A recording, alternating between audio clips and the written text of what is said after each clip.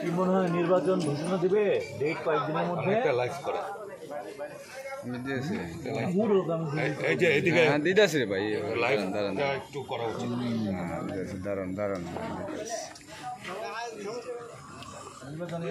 চালন আগে চালন বলবে সবাই চা দেন, কেউ বাদ থাকবো না। হ্যাঁ হ্যাঁ, এই লিপলে দেন, হাতে লিপলে দেন ছবিটা দেন, রে ছবিটা এমিকে দেন, ক্যামেরাটা এমিকে দেন ভাই, লিপলেটা ঘুরান, ঘুরে ধরেন। হ্যাঁ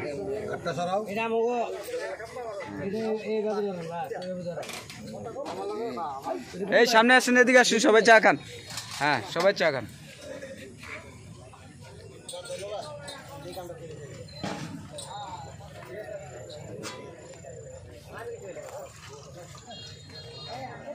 সবাই চা দেন, সবারই চা দেন। হ্যাঁ ভিডিও করবা?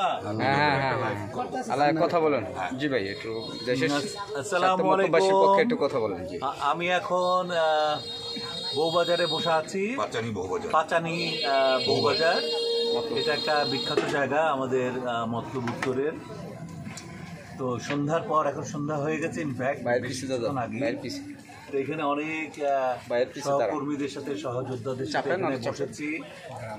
এখানে বেশ আবাল বৃদ্ধ বনিতা সব ধরনের মানুষজনই রয়েছেন।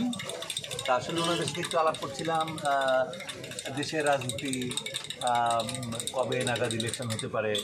ইলেকশনের ডেট যেমন শোনা যাচ্ছে 3-4 দিনের মধ্যে হয়তো ডেট ঘোষণা করা হবে। তো এটা যদি হয় আমাদের সবার জন্য একটা স্বস্তির কারণ ঘটবে, এটা নিঃসন্দেহে বলা যায়। কারণ ইলেকশনের ডেটটা দিয়ে দেওয়ার সাথে সাথেই সবগুলো রাজনৈতিক দল কিন্তু মাঠ কেন্দ্রিক হয়ে পড়বে এবং তাদের ঘন ঘন মাঠে আসা যাওয়া শুরু হবে। এবং যারা অলরেডি মাঠে বেশ কিছু প্রভাব বিস্তার করেছেন, কাজ করেছেন, ওনারা হয়তো কেন্দ্রে তখন দৌড়াদৌড়ি শুরু করবে। কিন্তু সুবিধা হবে যে এখন ওই কে কার দলের সাথে সংযুক্ত হবে এটাও যখন এখন সক্রিয় হয়ে উঠবে। যেমন বিএনপির সাথে কোন কোন দল আসবে, বিএনপি কোন কোন দলের জন্য কোন কোন আসনগুলো স্যাক্রিফাইস করবে এবং অন্যান্য দলের জন্য এখানে জামাত ইসলামী আছে, সবাই চা খাই দেন। এখানে চরমনায়ের পীর আছে, হেফাজতে ইসলামে আছে, আরও অনেক ইসলামী দলগুলো আছে। সেই ইসলামী দলগুলো যদি একসাথে হয়ে আবার জোটবদ্ধভাবে নির্বাচনে নামে, তাহলে কিন্তু আমাদের চিন্তা করতে হবে আমাদের মধ্যে তখন যেন কোনো রকমই কোনো বিভাজন না থাকে বিএনপির মধ্যে। কারণ বিএনপি যেহেতু সারা দেশব্যাপী এত বড় একটি দল, এত বড় একটা দল, এখানে সবাইকে নিয়ন্ত্রণ করা খুব কঠিন। আমি মতলব উত্তর দক্ষিণকে দিয়েই বিচার করে দেখছি যে এখানে আমরা এখন 7 জন প্রায় প্রার্থী।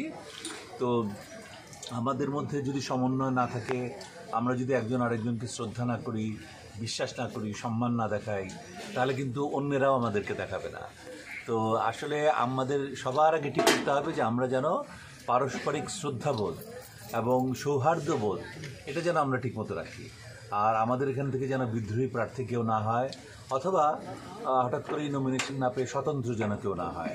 তাহলে কিন্তু এটা বিএনপির জন্য আমাদের একটা মারাত্মক চ্যালেঞ্জ হয়ে যাবে। তো আমি একজন বিএনপির কর্মী, ভক্ত, মাঠকর্মী। গত 50 বছর ধরে আমি বিএনপির সাথে, রাজনীতির সাথে জড়িত। আপনারা অনেকেই জানেন আমি চিটাগং মেডিকেল কলেজের বাংলাদেশের প্রথম জাতীয়তাবাদী ছাত্র দলের আহ্বায়ক ছিলাম এবং আমি নির্বাচিত সাংস্কৃতিক সম্পাদকও ছিলাম। সেই হিসেবে বলতে পারি যে আজ থেকে প্রায় 48 বছর আগে আমার সরাসরি বিএনপির সাথে আমি রাজনীতির সাথে জড়িত হয়েছি। আর এছাড়া রাজনীতি মনস্ক ছিলাম স্কুল থেকেই, বাট তখন তো আর সব কিছু করার সুযোগ হয়নি।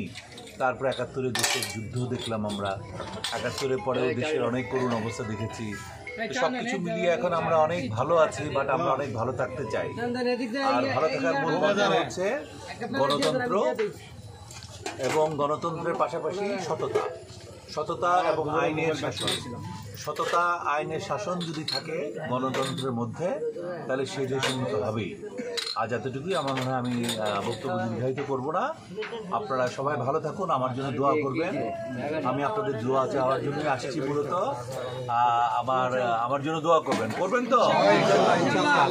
আবার জোরে বলেন, জোরে বলেন। ভাই একদম অত্যন্ত ক্লিন ইমেজ, সহজ সরল, এক সাদা মনের মানুষ। ঠিক আছে, ভাইয়ের জন্য দোয়া করবেন ইনশাল্লাহ। আচ্ছা, আমাকে আরেক কাপ চা দিতে হবে। হ্যাঁ, আর কাপ চা দেন ভাই। আমাকে আরেক কাপ চা দেবেন শর্ট দিয়ে। সবাই দিবেন। হ্যাঁ ভাই কেমন মানুষ আপনাদের কাছে পছন্দ হয়েছে? কথাবার্তা কিরকম লাগছে? আচ্ছা,